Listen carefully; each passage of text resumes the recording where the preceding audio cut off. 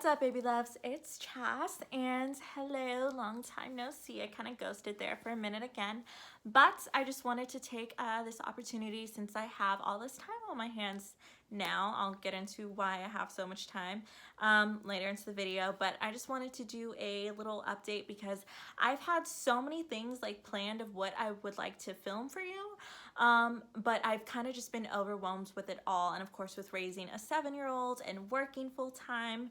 I just kind of like, I had too much on my plate, and I'm like, okay, I want to narrow this down. So, life update. For one, I have COVID. I was tested positive with COVID earlier this week, so that was Tuesday. Today is Thursday, literally New Year's Eve. So this is how we are spending New Year's Eve, not festive at all. Secondly, most exciting thing is that I'm engaged. This is not the ring. This is actually still my promise ring. My actual ring is being resized at the moment.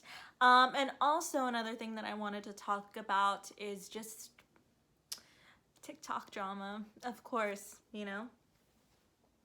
Of course, gotta weigh the good with the bad, right? So, yeah, let's just kind of hang out and spend New Year's Eve together. So first things first, most importantly is that yes, I was tested positive with COVID, unfortunately. So I just want to go very briefly into like my story of what my symptoms were like and what I did and how I knew and that sort of thing, because everybody is different.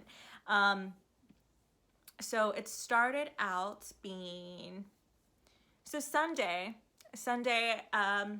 that's where the story starts, is started on a Sunday.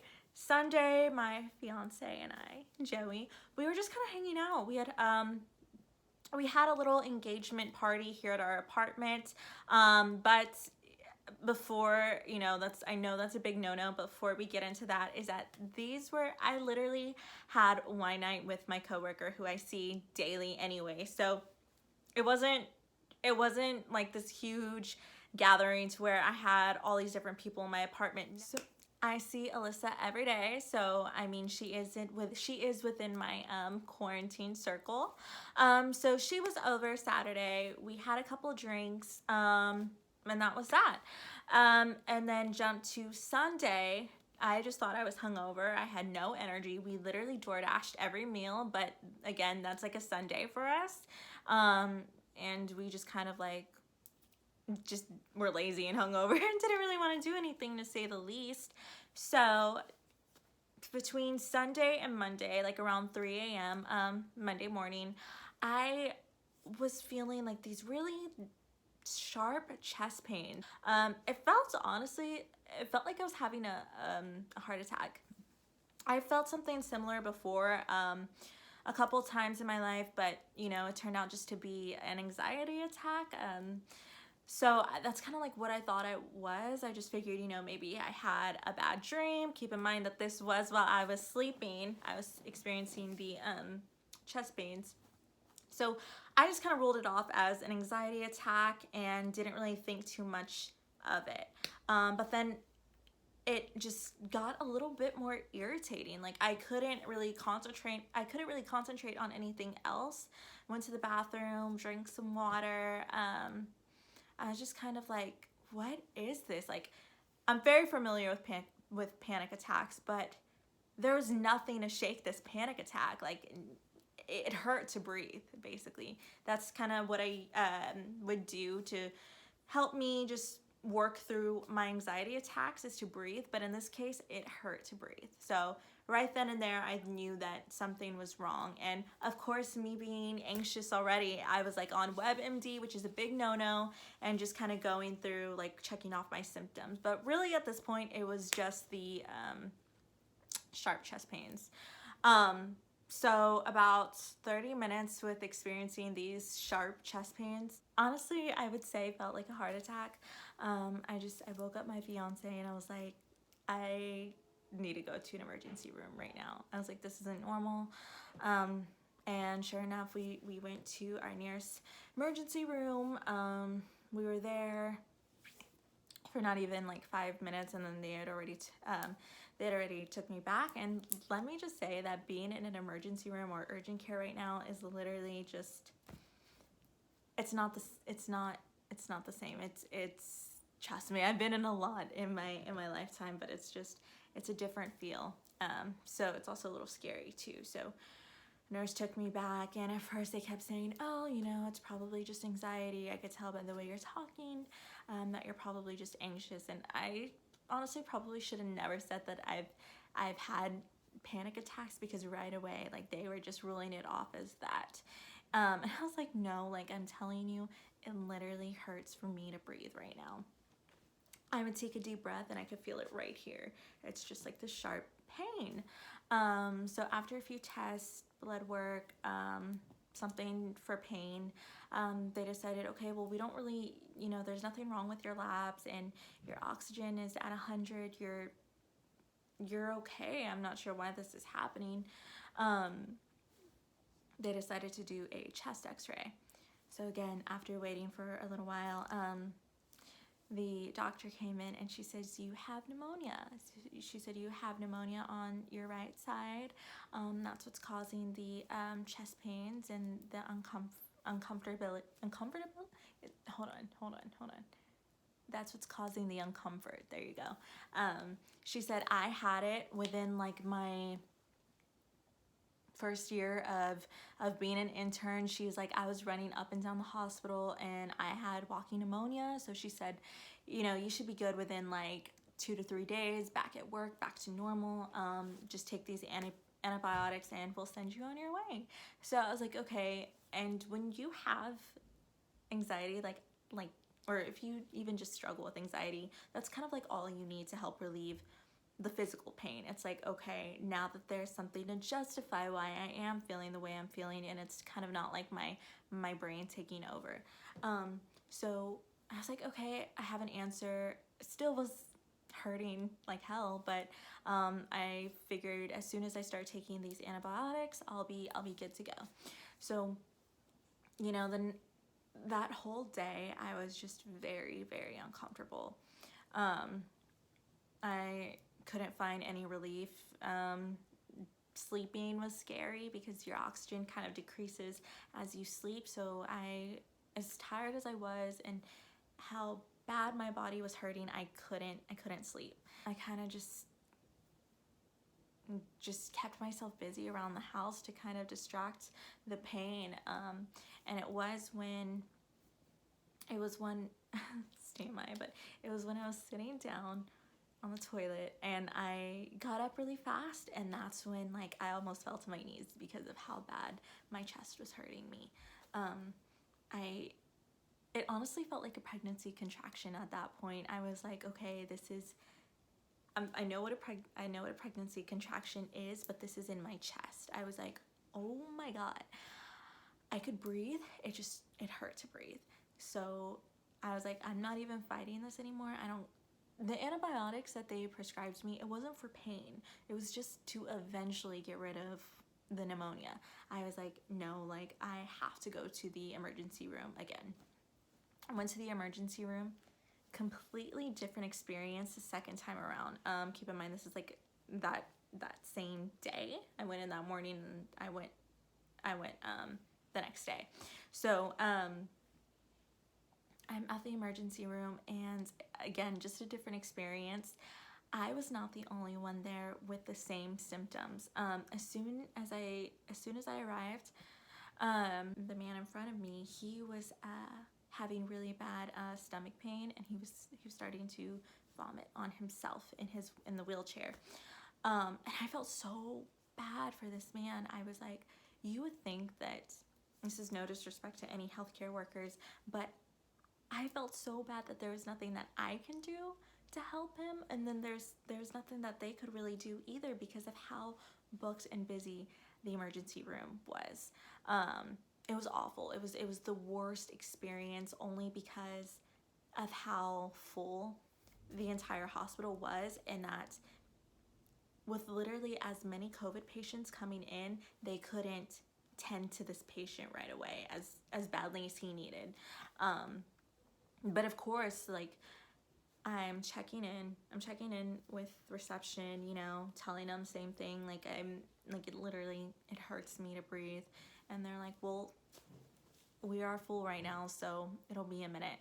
And as soon as I start to walk over to the waiting room area, they're like, no, you need to sit over here with the same patients who were experiencing COVID symptoms as well. And keep in mind, this is about 10 people all sitting against the wall, like not even 6 feet apart. I mean, granted, I'm sure that they ruled us all out as COVID positive.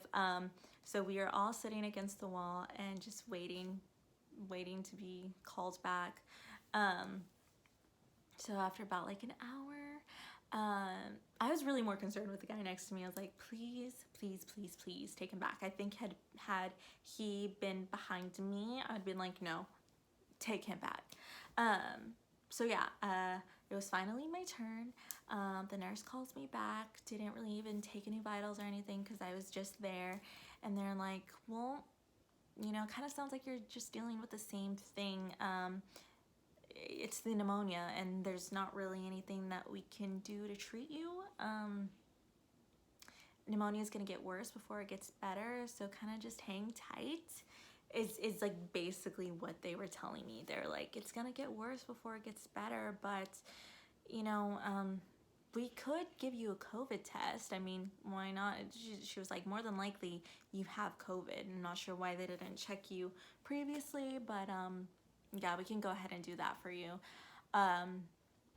So took the COVID test, and sure enough, I was positive.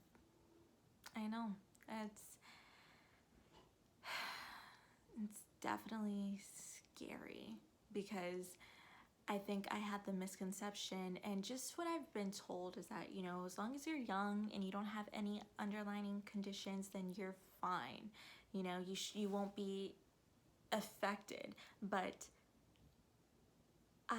from the bottom of my heart, this was one of the worst experiences of my life, the worst pain of my life. I don't wish it on anybody.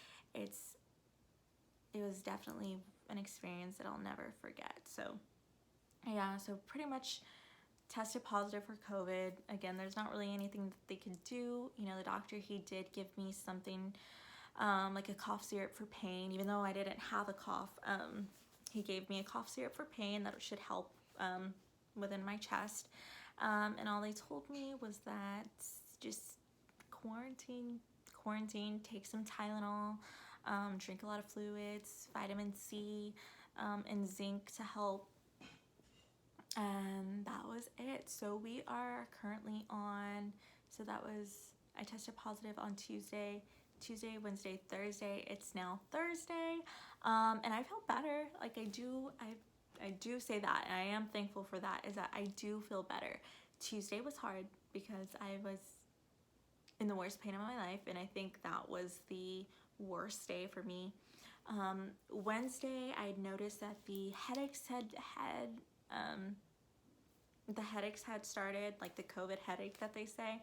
It's just an overall like frontal headache. Doesn't go away. I took about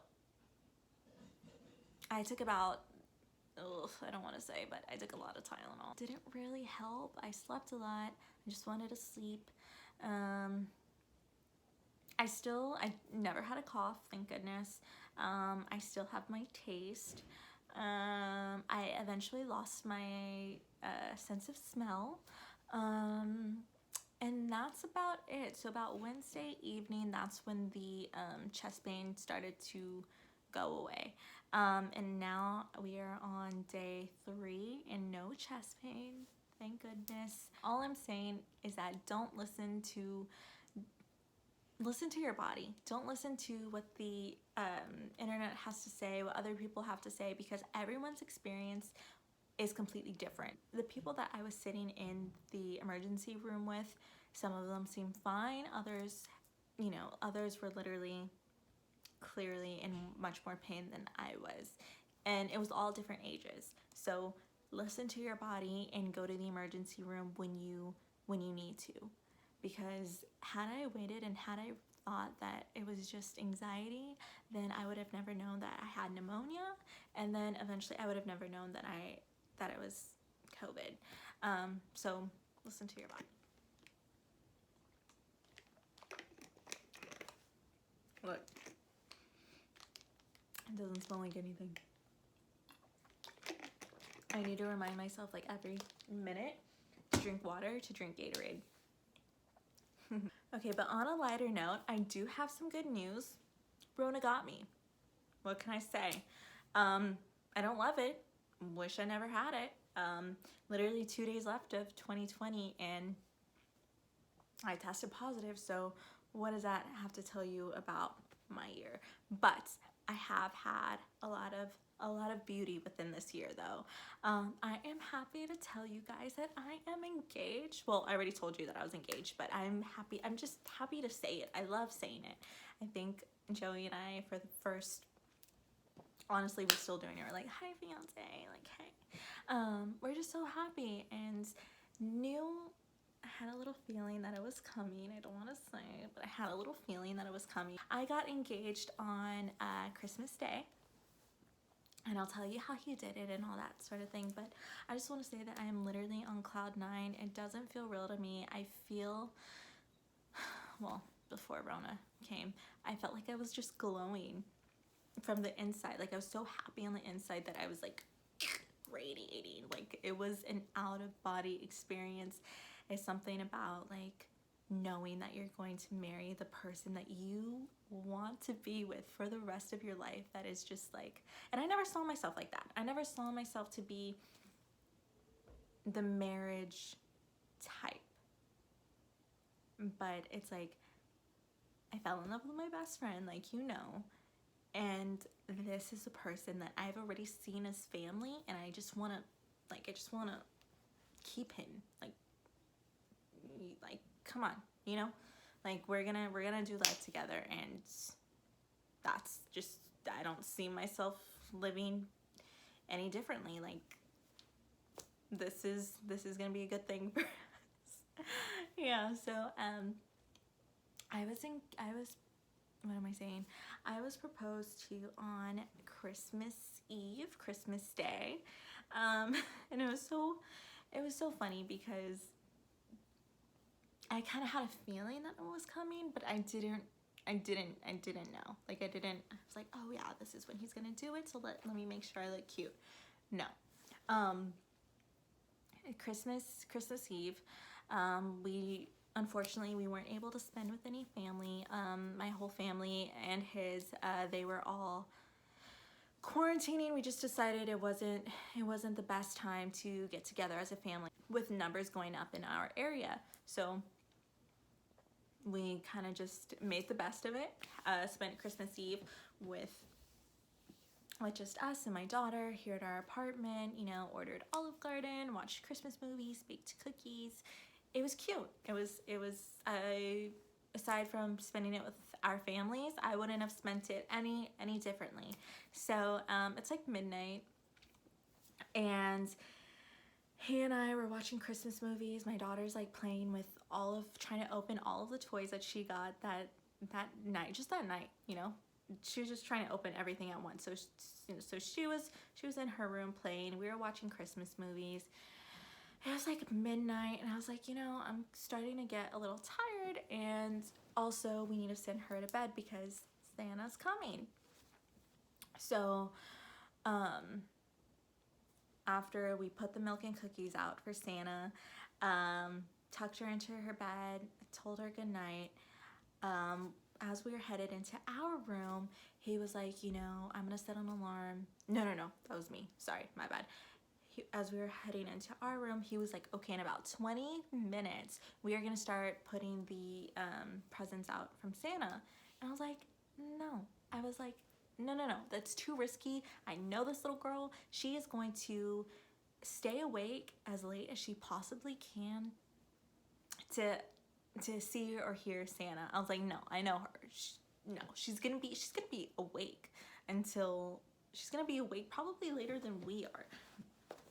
So I was like, no, we have to do it like the crack of dawn when I know she's asleep. So at about like 3 in the morning. And he's like, So we kind of got a little irritated with each other. Like we were just kind of going back and forth, like when to put out when we were going to put out the presents from Santa.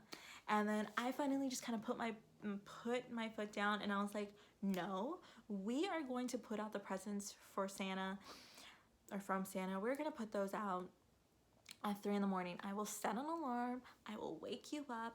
I don't want to risk her. I don't want to risk spoiling the illusion of Santa for her at only 7 years old. I was like, going to, I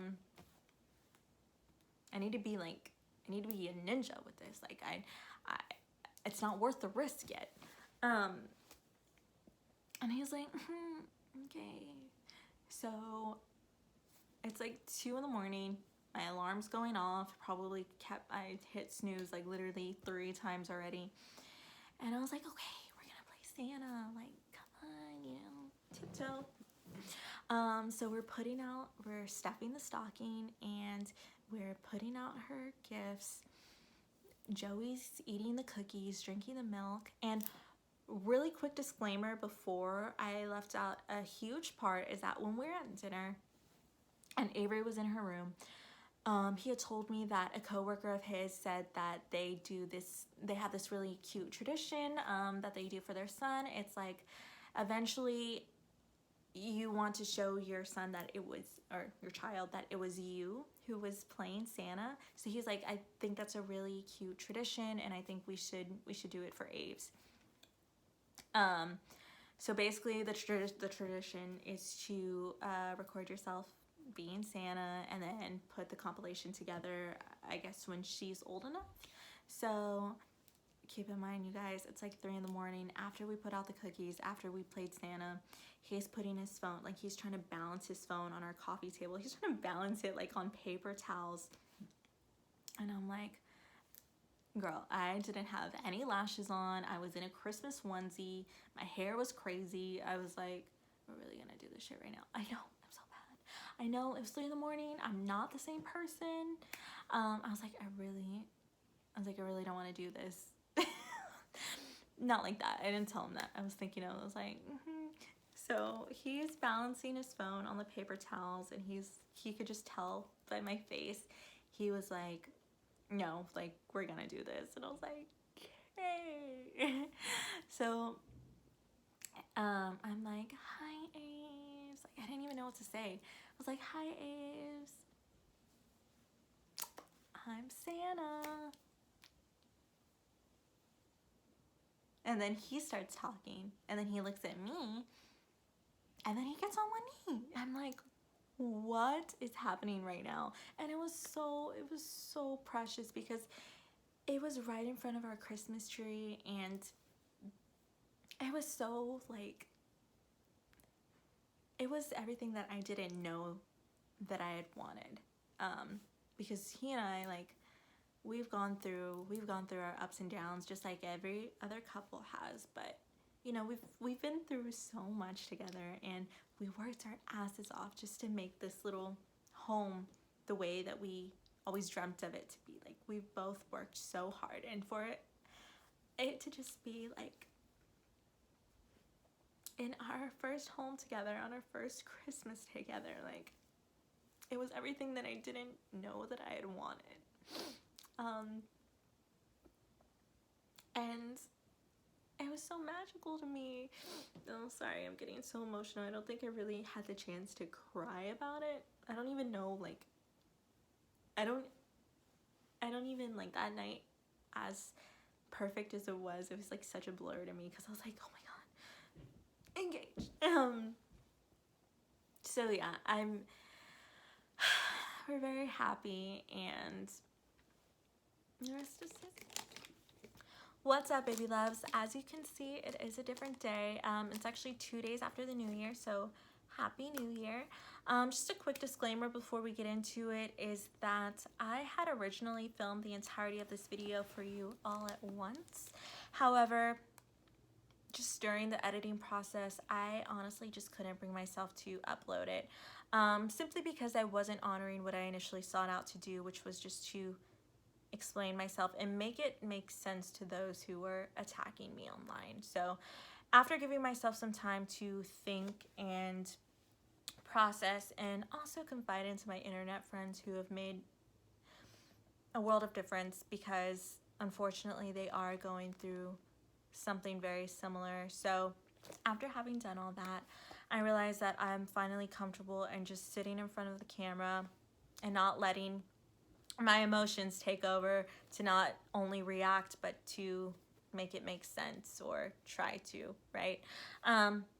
So basically what has been going on is that I had posted a video on TikTok about a day before New Year's Eve. And what the trend was, it was to compile your favorite moments of 2020, put it together, and have the Thank You Next instrumental play over your favorite memories, which is harmless, of course, right? The issue is that I am a small creator. I really don't even see myself as a creator. I just like to have fun, and I express myself online, Instagram especially. So when I have a video that is at over 100,000 views, it's not what I thought it was going to be. And I guess during the time between then and now, like, I've faced the question whether this is something that I even want to keep doing at all. Because the reason why I couldn't put out the first video is just because I'm second guessing myself now. I'm scared of how much to share online, because I don't know if I can handle that much criticism. It's honestly very equivalent to being bullied in middle school and in high school. I've gotten to the point to where I check my phone in the morning and I'm anxious when I see a comment from TikTok. I'm anxious and I'm praying, like, please don't be an asshole. And I know for those people, you could just say, well, ignore it. Unfortunately, I'm not there in life yet. I can't just roll things off like that, especially when I do struggle with PTSD and I was severely bullied.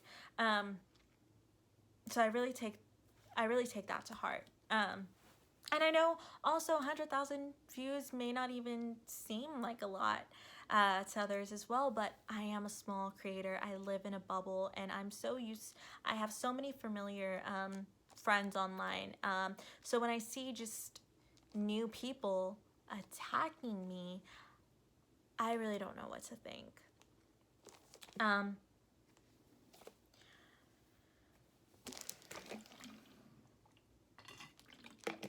So let me explain the video, in case you're like, what the hell's going on? There was this trend on TikTok. It's to compile your favorite moments of 2020, put it together, and let the Thank You Next sound play over it. Cute. I did that. I have a lot of mutuals. We all share the same interest. We all bond over Ari. I didn't think anything of it. And where my first mistake in this was, and to be completely honest, is that I really didn't compile my favorite moments, simply because I don't really document them. I'm living them. I'm so awkward in vlogging. That's why I don't do it. So when I'm living my life, you don't really ever see that. You see when I'm girly, you see when I'm glam, you see when I'm the most confident, right? I mean, even this is kind of weird to me, like sitting in front of a camera and just talking.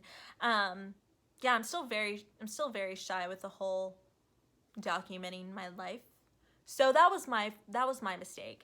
And I can understand that. You're a stranger, you come across my TikTok, you see the ponytail, you see the inspired nails, you see the engagement, and it's like automatically I'm presumed as an Ariana Grande wannabe. But what I can't justify is being dehumanized by the internet because of a 60-second video that wasn't open to anyone's criticism. I only had 100 followers on that app. I knew pretty much all of them. So I wasn't handing myself on a silver platter to be like, here, attack me. And I don't think anybody does. But it's the fact that when I say dehumanized, I mean that with my entire heart, because I had strangers say that my engagement was staged, it wasn't real. I was only getting engaged because Ariana Grande got engaged, and just comments how like my ring didn't fit, which, not that it's anybody else's business, but it falls into those who truly follow me and keep up with me. When I posted it on my Instagram how I messed up and I told my fiance the wrong size, so that explains why the ring is like in the center of my finger. But again, people don't care. Like, people don't care for the justification. They are going to take with what they can throw at you and just use you like a punching bag. So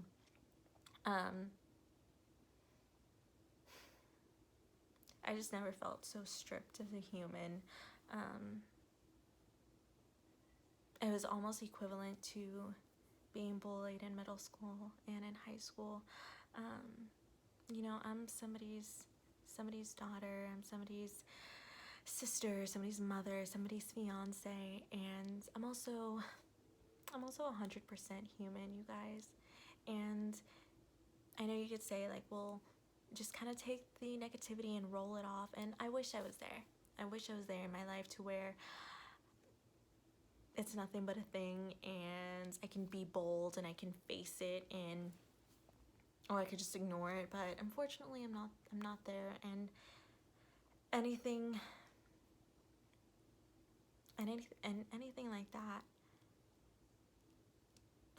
like that is just kind of taken to heart. I do struggle with PTSD and anxiety, and I relate a lot of this to like my previous experiences. So I guess during this time from then and now, like, I've had to think whether this was even worth pursuing, and that's also why I scrapped the first part of this video. Well, when I filmed it the first time, it's just because it has me second guessing now how much to expose myself with my audience. And if you've been following me for a while, you know that I am a mother. I am engaged. But I keep the most important things in my life so close to me because this has always been my worst fear. I can take so much as a person, but when I have people attacking like something that, like, the things that are most precious to me, that's when I can't take it, and that's where it like has me go into that dangerous headspace. But I also know, after processing it all, is that it is my goal to be comfortable with you guys. Like, I talk to most of you like every day, and you know me, and you know that I know that I'm not Ariana Grande, and I don't live in that fantasy world. I said it over and over again, is that I wish I could live what the internet sees. Like, I wish I could live this glamorous, what is portrayed as like a glamorous life every day, but that's not the case for me. I work, I have a full-time job. It's in the medical field, so it's not glamorous. Like, most of the time I'm too tired to even do my makeup in the morning, so I'm wearing like lashes and maybe like a little bit of concealer, whatever, just to kind of make myself not look dead. And then on the weekends, especially when I have like my friends over, or I'm bored, and or Ariana posted like this really cute photo, and I'm like, oh my god, like, I take inspo from that. Then I dress up, and there's nothing wrong with playing dress up. And what you saw from that 60-second video is just the instances, like the little winks of my year that I felt the most confident and the most beautiful, and I shared that with you. But you don't get to define me from what I choose to share with you. I know I'm not Ariana Grande. I couldn't live further from that world. But she makes me feel beautiful, and she makes me feel confident about myself, and her music is literally the soundtrack of my life. And if I choose to live my life based off the inspiration that I get from her, then that's okay. That's okay. It doesn't cause for 400 comments just throwing whatever you can at me to find me on Instagram, just to literally, I have people going from TikTok to Instagram to the DMs, and I hope they end up here. I can't change your opinion about me, but I also know that in order for me to move on, I couldn't without just giving you my piece, and maybe just you'll get to know me and know that I'm not living in the Ariana Grande fantasy. I don't think I'm her at all. But maybe you'll get to know me one day, and yeah.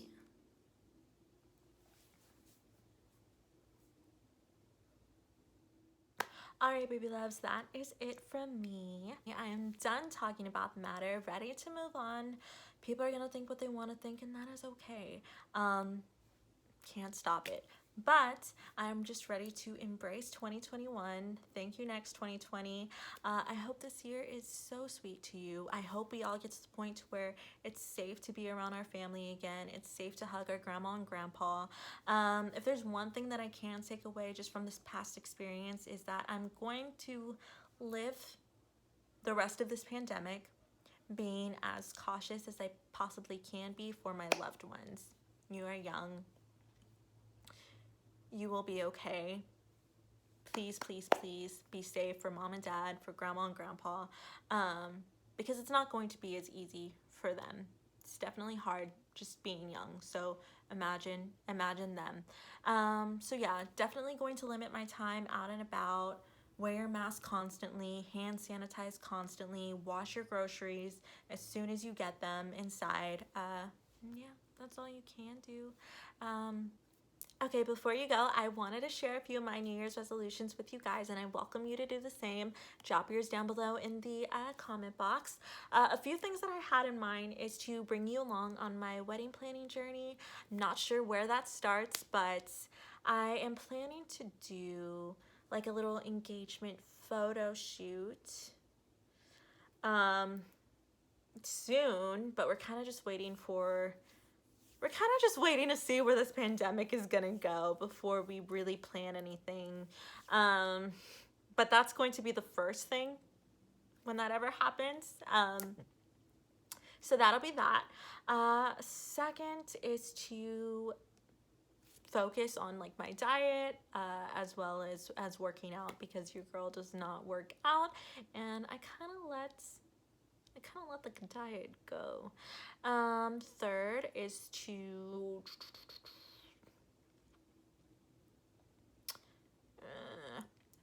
keep just growing as a person. I know that sounds cheesy. When I say that, I mean it, because I really want to maybe start going to therapy, focus on why I am the way I am. That is my resolution, is to start going to therapy. Fourth thing is to grow my business stuff. If you follow me on Instagram, you often see me promoting IVs. A partner and I, we have been working on it for a year to bring it to our clinic, and it's successful, but of course it has room to grow. So if you're interested and you are in the local like San Antonio area, yeah, just give me a DM and we'd be happy to help you. So other than that, that is it from me. Just stay safe, wear your mask, and I hope to see you in my next video.